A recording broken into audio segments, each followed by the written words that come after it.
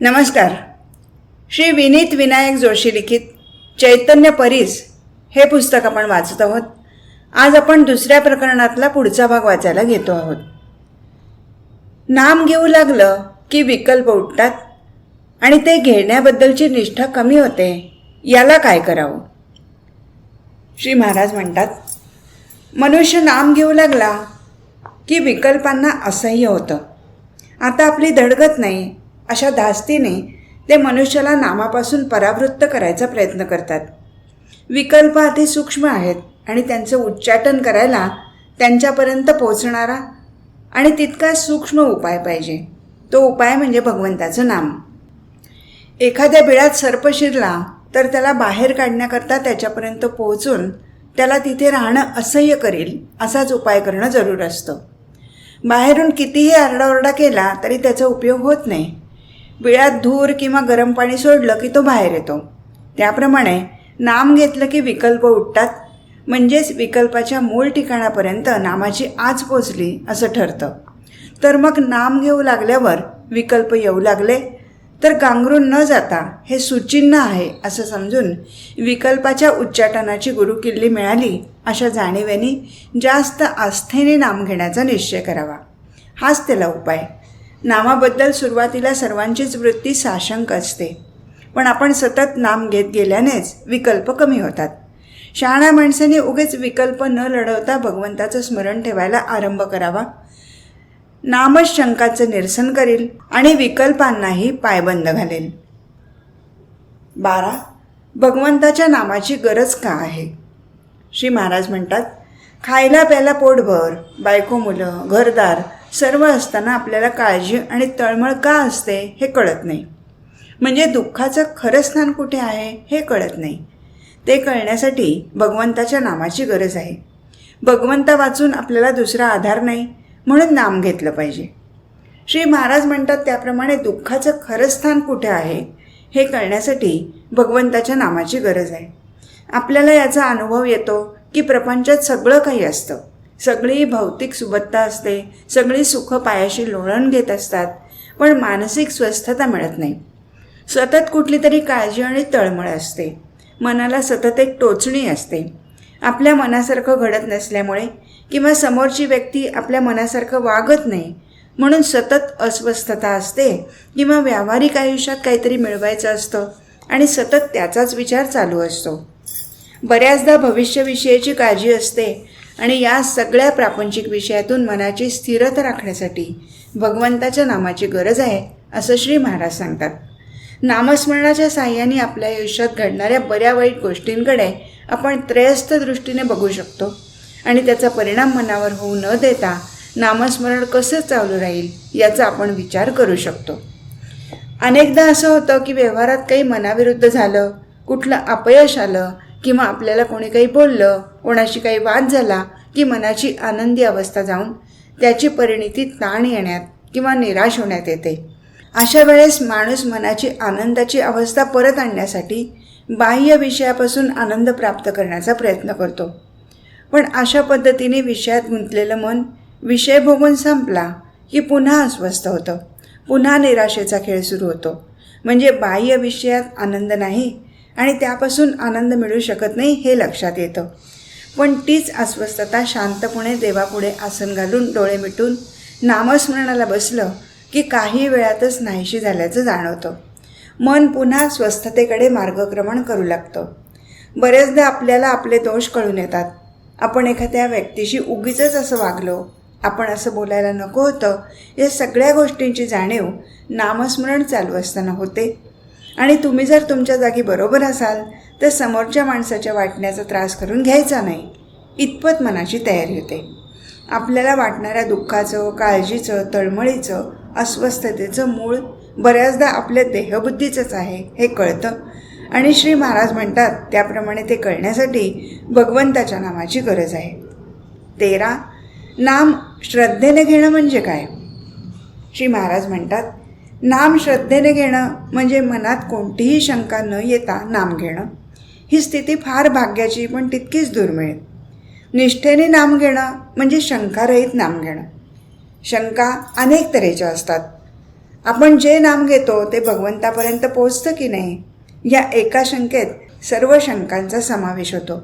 कोणत्याही तऱ्हेच्या शंका कुशंका न घेता कशाही तऱ्हेनं पण नाम घेत राहावं हे उत्तम. म्हणजे विनाकारण काळ फुकट घालवला अशी पश्चात्तापाची पाळी येणार नाही. भगवंतांनी सांगितलं आहे की जिथे माझं नाम तिथे मी पुरुषोत्तम, या वचनावर विश्वास ठेवून नाम घ्यावं. आम्ही सुस्थितीत असलो की आमचं नामस्मरण अधिक होतं. त्यात काही बिघाड झाला की तिकडेच सारं लक्ष व्यक्त. याला कारण आमचं स्मरण हे वरवरचं असतं. श्रद्धेने नामस्मरण करणं आपल्याला कठीण जातं. जसं लहान मूल काही झालं की आपल्या आईला हाक मारतं, तसं परमेश्वर स्मरणाच्या बाबतीत झालं पाहिजे. 14. आपण जे नाम घेतो ते भगवंतापर्यंत पोचतं का? श्री महाराज म्हणतात, भगवंत आणि त्याचं नाम एकरूप असल्यामुळे त्या दोहीच्या आड काहीच येत नाही. एखाद्या व्यक्तीच्या पाठीमागून आपण चालत असताना आपण त्याचं नाव घेतलं तर ती व्यक्ती लगेच मागे वळून बघते. ही जर मनुष्याची स्थिती, तर भगवंतापर्यंत त्याचं नाव पोचणार नाही हे कसं शक्य आहे? भगवंताचं नाम त्याच्याच कृपेने आपल्या मुखात येतं, म्हणजे त्याचं नाम तोच घेत असतो. 15. नामाचा अनुभव कोणता? श्री महाराज म्हणतात, नामाचा अनुभव नामाव्यतिरिक्त दुसऱ्या कशात पाहू नये. म्हणजे नामापासून दुसरं काही मिळवायचं आहे ही कल्पनाच नसावी. नाम मुखी येतं हाच नामाचा अनुभव. ज्या प्रमाणात आपल्या हातून नामस्मरण घडतं त्या प्रमाणात आपल्याला नामाचा अनुभव आला असं समजावं. अखंड नामस्मरण टिकलं की पुरा अनुभव आला. प्रथम वाचेने नाम घ्यायला सुरुवात करावी आणि ते नाम अखंड घेण्याचा प्रयत्न करावा. मग ते नाम मनाने आतल्यात होऊ लागतं. नामस्मरण करता करता चित्त एकाग्र होतं. देहबुद्धी विसरून नाम घेणं हेच निर्गुण होणं आहे. भगवंताच्या नामाचा नाद लागला तर दुःखाची जाणीव कमी होते. मोह लोभ इत्यादी संसारातल्या अडचणी नामाने समजतात आणि दूर करता येतात. विस्तवाजवळ तूप ठेवलं की ते वितळतं, तसं नामाची शेगडी ठेवली की अभिमान वितळलाच पाहिजे, हाच नामाचा अनुभव. 16. प्रारब्धाचे भोग काही केल्या टळत नाहीत, ते भोगावेच लागतात. मग त्यामध्ये भगवंताच्या स्मरणाची काय गरज आहे? श्री महाराज म्हणतात, आपल्या कर्माचे भोग आपल्याला भोगावेच लागतात. पण भोग आले की आपल्या मनाला चैन पडत नाही. तिथे मनाला भगवंताच्या स्मरणात गुंतवून ठेवलं की आपलं समाधान टिकतं. भगवंताच्या इच्छेने जे घडायचं ते घडतं असं मानणं आणि भगवंत चांगलं करेल असा विश्वास ठेवणं हेच सोपं जाईल. नामाने दुःखाची जाणीव कमी होते. दुःखाची जाणीव नसल्यावर दुःख असलं म्हणून बिघडलं कुठे? प्रारब्धाचे भोग हे आजपर्यंत कोणालाही चुकले नाहीत. इथे असं लक्षात ठेवावं की प्रारब्धाची गती फक्त देहापुरतीच असते. ज्याची देहबुद्धी कमी झाली तो देहाच्या सुखदुःखाने सुखी आणि दुःखी होत नाही. नामाने देहबुद्धी कमी होते, म्हणून नामात राहणारा मनुष्य प्रारब्धाचे भोग भोगीत असताना देखील आनंदात असतो. देह प्रारब्धावर टाकून आपण त्याहून निराळ राहून जे होईल त्यात आनंद मानावा. जात्याला 2 पेटी असतात, एक स्थिर असते, एक फिरत राहते. त्यामुळे दळण दळलं जातं.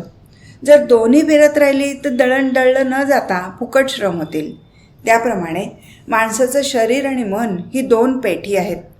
मन परमेश्वराच्या ठिकाणी स्थिर करावं आणि देहाने प्रपंचाच्या गोष्टी कराव्या. प्रारब्धाचा संबंध देहापुरताच असतो. प्रारब्धरूपी खुंटा देहरूपी पेठ्यात बसून त्याला फिरवतो. मनरूपी पेठं स्थिर ठेवावं. देह प्रारब्धावर सोडावा. याहून नामाचं साधन दुसरं काय?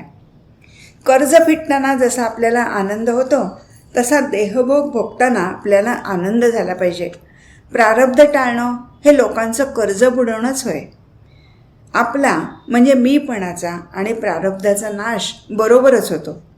भगवंताला अशी प्रार्थना करावी की देवा, प्रारब्धाने आलेले भोग येऊ देत, पण तुझं अनुसंधान मात्र चुकू देऊ नकोस. 17. उपाधिरहित होऊन नाम घेणं म्हणजे काय? श्री महाराज सांगतात, उपाधिरहित होऊन नाम घेणं म्हणजे नामाकरताच नाम घेणं, स्वतःच्या कल्याणाकरता घेणं, जगातल्या दुसऱ्या कशाही करता न घेणं. नाम जर सकाम बुद्धीनं घेतलं तर इच्छित कार्यभागही साध्य होत नाही आणि आपलं कल्याणही साधत नाही. नाम हे अत्यंत उपाधिरहित आहे. रोगी निरोगी, विद्वान अडाणी, श्रीमंत गरीब, लहान थोर, स्त्री पुरुष यापैकी कोणीही नाम घेऊ शकतो. असं उपाधिरहित असलेलं नाम आपण स्वतःही अत्यंत उपाधिरहित होऊन घ्यावं. नामाकरताच नाम घ्यावं. त्याचा संबंध आपल्या इच्छा अपेक्षांशी ठेवू नये. नामाकरता नाम घेतल्यामुळे मन आपोआप अंतर्मुख होऊन जातं. नामाच्या साह्याने मन अंतर्मुख केल्यावर आनंद सापडतो. आपल्या हृदयातच तो सापडतो. नामाकरताच नामस्मरण करावं, तेही सद्गुरूच आपल्याकडून करून घेतात या भावनेने करावं. म्हणजे मी नाम घेतो ही अहंकाराची भावनाच उत्पन्न होणार नाही. 18. म्हातारपणी नामस्मरण करू असं म्हणणं बरोबर आहे का? श्री महाराज म्हणतात, देह केव्हा जाईल याचा नेम नाही, म्हणून वृद्धापकाळी नामस्मरण करू असं म्हणू नये. उद्याची सुद्धा खात्री नाही, म्हणून शक्य तितक्या त्वरेने नामस्मरण करायला सुरुवात करावी. श्री महाराजांनी या गोष्टीचा अत्यंत तळमळीने उपदेश केला आहे की उद्याची सुद्धा शाश्वती नाही, म्हणून अगदी या क्षणापासून नामस्मरण करायला सुरुवात करावी. बऱ्याचदा असं आढळून येतं की काही व्यक्ती स्वतःच आपल्या मनाशी हे घट्ट ठरवून ठेवतात की देवधर्म, जपजाप्य या म्हातारपणी करायच्या गोष्टी आहेत. आयुष्य एकदाच मिळतं, मग आयुष्याच्या प्रत्येक टप्प्यावर तुम्ही त्या त्या वयातील नैसर्गिक मनोवृत्तीतूनच वागलं पाहिजे आणि त्या त्या वयात जे जे करणं असेल ते केलं पाहिजे. म्हणजे तुम्ही लहान असाल तर तुम्ही बालवयानुसार वागलं पाहिजे. तरुण असाल तर तारुण्यातला आनंद तारुण्यातच उपभोगला पाहिजे. मध्यमवयीन असाल तर उद्योग, धंदा, बायको, मुले, घरदार इत्यादी प्रापंचिक गोष्टीकडेच लक्ष दिलं पाहिजे. देव, धर्म, जपजाप्य या सर्व निवृत्तीनंतर करायच्या गोष्टी आहेत. व्यावहारिक दृष्टिकोनातून या गोष्टी पटण्यासारख्या असतात, परंतु इथे आपण उपासनेच्या दृष्टिकोनातून विचार केला तर असं आढळतं की उपासना मार्गाची आवड ही वयावर अवलंबून नाही. ती स्वाभाविकपणे आपल्या मनातून प्रकट होणारी भावना आहे. पूर्वायुष्यात स्वाभाविक आवडीने उपासना जर घडलेली नसेल तर म्हातारपणी निवृत्तीनंतर अचानक ती घडण्याला मर्यादा निर्माण होतात. उपासनेच्या स्वाभाविक आवडीतून अथवा अट्टहासाने आपणच आपली गोडी घालून नामस्मरण करायचं ठरल्यानंतर मात्र महाराजांनी सांगितल्याप्रमाणे शक्य तितक्या त्वरेने नामस्मरण करायला सुरुवात करावी. घरातील एखादी तरुण किंवा मध्यमवयीन व्यक्ती जर उपासना मार्गातली असेल आणि घरातले इतर सदस्य उपासनेच्या मार्गावर मार्गक्रमण करत नसतील आणि स्वाभाविकरित्या किंवा नैसर्गिकपणे प्रपंचात किंवा संसारात रमलेले असतील, तर ज्या व्यक्तीला देवाधर्माची स्वाभाविक आवड आहे आणि उपासनेच्या मार्गाने जायचं आहे अशा व्यक्तीला बऱ्याचदा घरातील किंवा इतर बाहेरचे लोक काय म्हणतील असा प्रश्न पडतो. हातात माळ घेऊन जप करायला सुद्धा संकोच वाटू लागतो, कारण घरातल्या आणि संसारात रमलेल्या इतर व्यक्तींना असं वाटतं की देवधर्म, जप, पोथीवाचन या सर्व म्हातारपणी करायच्या गोष्टी आहेत. अनेकदा त्यांच्याकडून अशा भावना व्यक्त केल्या जातात. अशावेळी उपासनेच्या मार्गाने जाणाऱ्याच्या मनात आपल्याकडून प्रापंचिक बाबतीत काय हयगय तर होणार नाही ना, अशी अपराधीपणाची भावना निर्माण होते. अशावेळी उपासना मार्गावरील आणि नामस्मरण करणाऱ्या व्यक्तीने भगवंताचं अधिष्ठान ठेवल्यास प्रपंच खात्रीने उत्तम पार पडतो. या श्री महाराजांच्या वचनावर विश्वास ठेवून बाह्य जगाला न दाखवता आतल्या आत नामस्मरण चालू ठेवावं. शक्यतो पहाटेच्या वेळी घरातली बाकी मंडळी झोपलेली असताना नामस्मरण करावं किंवा एखाद्या मंदिरात अथवा मठात जाऊन नामस्मरण करावं. घरातल्या लोकांना आवडत नाही, म्हणून आता निवृत्तीनंतर म्हणजे म्हातारपणी देवधर्म किंवा नामस्मरण करू असं म्हणू नये. प्रपंचात वरवरचा सहवास दाखवावा. अगदी घरातील व्यक्तींशी प्रापंचिक गोष्टीवर गप्पा मारताना सुद्धा मनात नामस्मरण चालू ठेवावं. तुम्ही मनात नामस्मरण करत आहात हे इतर लोकांना कळत नाही आणि त्यामुळे या बाबतीत निश्चिंत असावं, कारण एकदा मृत्यू आल्यानंतर साधन करायला देह उरत नाही आणि मृत्यू कधी येईल हे सांगता येत नाही. त्यामुळे देह जोपर्यंत आहे तोपर्यंत आपण नामस्मरण करू शकतो हे लक्षात घेऊन लगेचच नामाला लागावं. कारण आयुष्याच्या सुरुवातीपासून जर स्वाभाविक आवडीने किंवा श्री महाराजांच्या विचारावर विश्वास ठेवून आपणच त्यात गोडी घालून नामस्मरण केलं किंवा साधन होत गेलं तर आयुष्य जगताना त्याचा अत्यंत उपयोग होतो. चित्तशुद्धी होऊ लागते, दोषाची जाणीव होऊ लागते, अंतःकरण शुद्ध होत जातं, अभिमान गळून पडायला लागतो, दुसऱ्याचा द्वेष करण्याची प्रवृत्ती हळूहळू कमी होते. दुसऱ्याबद्दल असूया वाटेनाशी होते. हवं नको पण जातं. आहे त्या परिस्थितीत समाधान टिकवता येतं. आयुष्यात वाटेल ते प्रसंग आले तरी सद्गुरूवर विश्वास ठेवून अखंड अनुसंधान टिकवता येतं. शाश्वत सुखाची आणि आनंदाची प्राप्ती होते. म्हणून श्री महाराज म्हणतात की वृद्धापकाळी नामस्मरण करू असं म्हणू नये. 19. परमेश्वराची भक्ती करावी, त्याचं नामस्मरण करावं असं पुष्कळ लोकांना वाटतं. पण काही ना काही कारणाने ते घडत नाही. असं का व्हावं? श्री महाराज सांगतात, असं घडण्याचं कारण म्हणजे माया आड येते. माया ही भगवंताच्या सावलीसारखी आहे.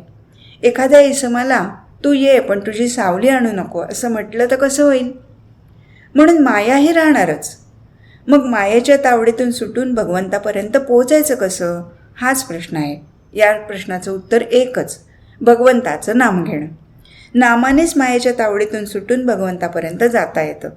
जसं व्यक्तीशिवाय सावलीला अस्तित्व नाही, तसं मायेला सावलीप्रमाणे स्वतंत्र अस्तित्व नाही. माया परमेश्वराच्या अधीन आहे. सर्व विश्व हे मायारूप आहे, म्हणजेच ते परमेश्वराची छाया आहे. या विश्वाला आधार परमेश्वराचाच आहे. नाम म्हणजे भगवंताच्या सहीचं पत्र. मायारूपी रखवालदार ही सही पाहून आत सोडील म्हणजे भगवंताची भेट होईल. भगवंताचं कृपण असेल तर तो नामभक्ती देण्यात आहे. तुझ्या नामाचं प्रेम दे असं मागावं. बाकी सगळं देईल, पण नामप्रेम तो फार क्वचित देतो. म्हणून आपण तेच मागावं. नामाच्या अनुसंधानात राहावं आणि आनंदात असावं. 20. नामाने भगवंताची प्राप्ती कशी होईल? श्री महाराज सांगतात, राम राम म्हणण्याचा शेवट रामाच्या प्राप्तीत म्हणजे स्वतःच्या विस्मरणात होतो. देहबुद्धीतून देहाच्या पलीकडे जाणं, स्थूलातून सूक्ष्माच्या पलीकडे जाणं हा त्याचा परिणाम. मनाच्या सर्व दुःखाला कारण देहबुद्धी आहे. ती जायला उपाय एकच, प्रेमाने भगवंताचं नामस्मरण करावं. त्याच्या योगाने सर्व मल जाईल. नामस्मरणच रामाची गाठ घालून देईल. चित्तात तशी तळमळ मात्र पाहिजे. मी पण टाकावा आणि परमात्म्याचं होऊन राहावं. रामाने भगवंताची प्राप्ती होणार ही खात्री असावी. भगवंताचं नाम हे औषध आहे आणि भगवंताची प्राप्ती हे त्याचं फळ आहे. औषध मात्र थेंब थेंब आणि सतत पोटात गेलं पाहिजे. शुद्ध परमात्मा स्वरूपाच्या अगदी जवळ कोणी असेल तर ते फक्त नामच होय. म्हणून नाम घेतल्यावर भगवंत आपल्याजवळ असल्यासारखाच आहे. 21. अंतकाळी नामस्मरण होणं हे कसं साधावं? श्री महाराज सांगतात, अंतकाळी नामस्मरण होणं म्हणजे अंतकाळ साधणं. हा साधण्यासाठी आयुष्यभर नामस्मरण करायला पाहिजे. आपण सध्या राहतो ते शरीर म्हणजे भाड्याचं घर समजावं. भाड्याच्या घरातून स्वतःच्या मालकीच्या घरात राहायला जाताना जसा आनंद वाटतो तसा शरीर सोडताना वाटला पाहिजे. भगवंताचं घर तेच आपलं घर याची खात्री झाली की ते जमेल. त्यासाठी सतत भगवंताच्या नामात राहावं. अंते मतीही सा गतीही अशी आपल्यात म्हण आहे. जन्मात जे केलं नाही ते मृत्यूच्या वेळेला कसं आठवता येईल? एवढ्याकरता भगवंताच्या अखंड स्मरणात राहावं. प्रकरण 3. नामस्मरण भगवंत प्राप्तीचं सर्वश्रेष्ठ साधन. भगवंताच्या प्राप्तीसाठी सर्व साधनात नामस्मरणासारखा वरपांगी सोपा पण संपूर्ण अंतरंग ढवळून काढणारा श्रेष्ठ साधन प्रकार श्री महाराजांनी उकल करून सांगितला.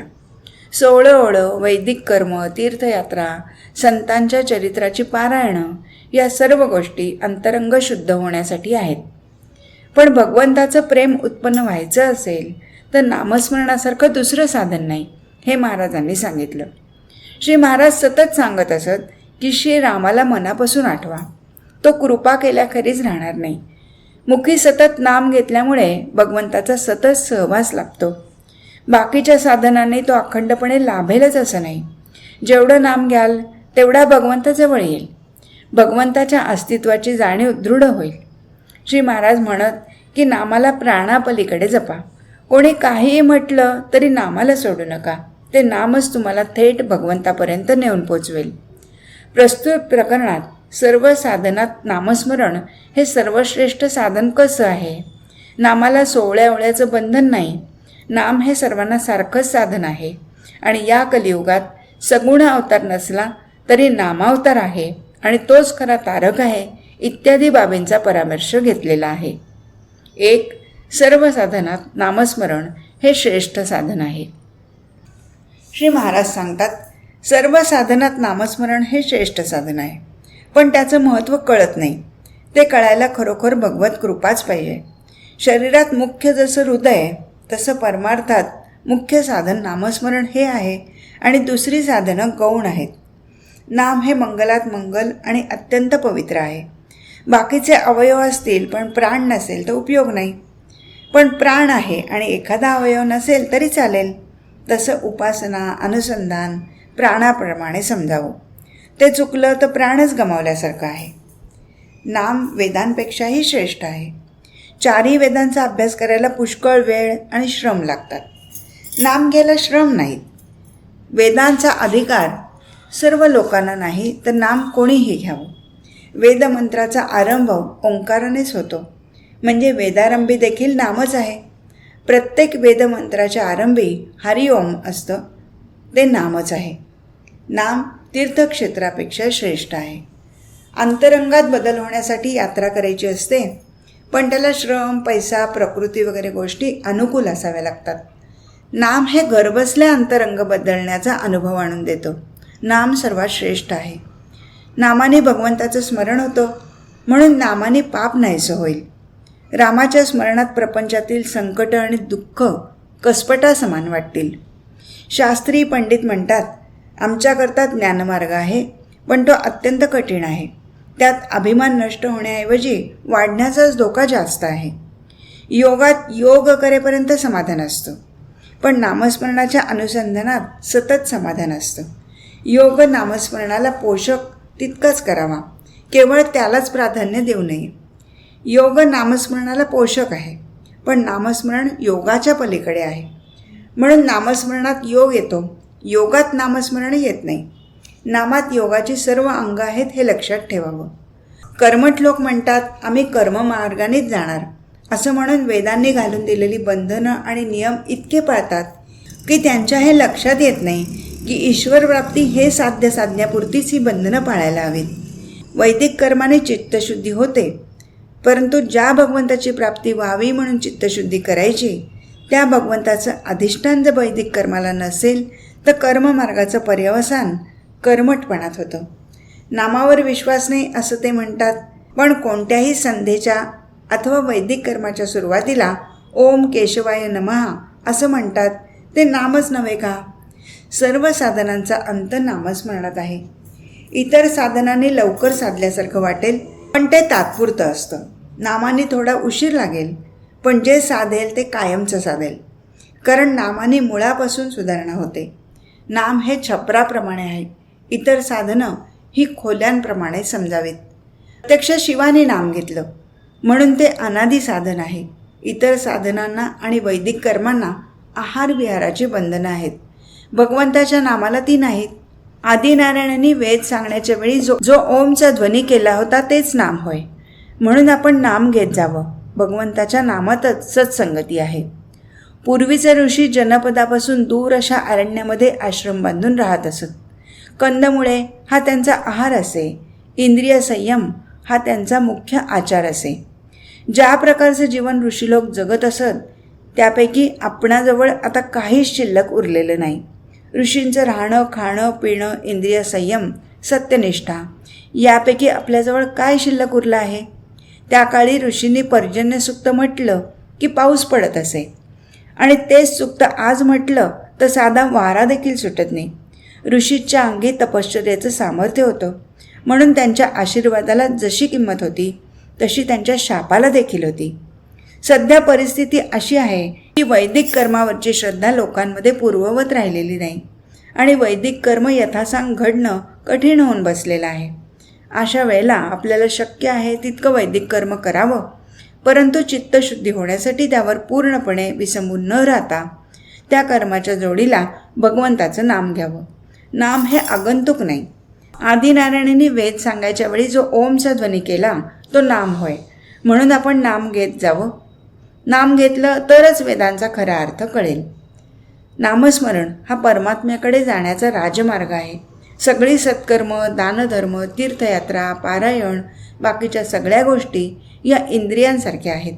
ही सगळी इंद्रिय मानली तर भगवंताचं स्मरण हा प्राण आहे. बाकीची सर्व इंद्रिया जरी असली आणि प्राण नसेल तर इंद्रियांचा काही उपयोग नाही. तेव्हा नामस्मरण हा प्राण समजून परमात्म्याचं स्मरण राखावं. आज इथेच थांबू. हरिओम तत्सत.